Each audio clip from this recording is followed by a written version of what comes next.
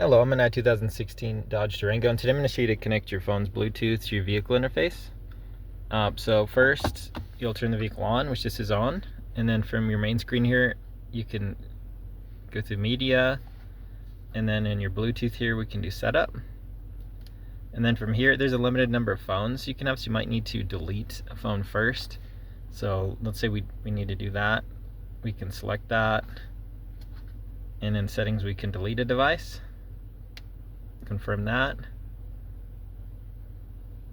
And then anyways, assuming you need to clear one, then we can add a new one. So we can add a device, and then it's in the pairing mode. So first, from your device, you want to make sure your Bluetooth's on, and then there, if you press and hold, usually it pulls up a pairing menu.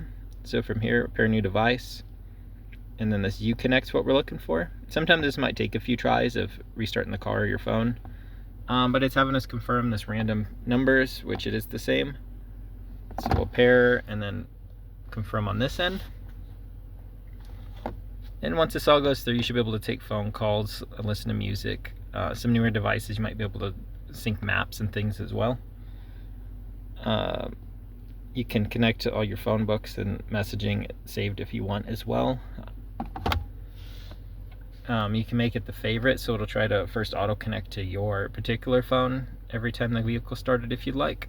But yep, from here now, if I was playing music from my phone, it would connect through the car.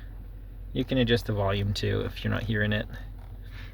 But I hope this was helpful, and I hope you have a wonderful day.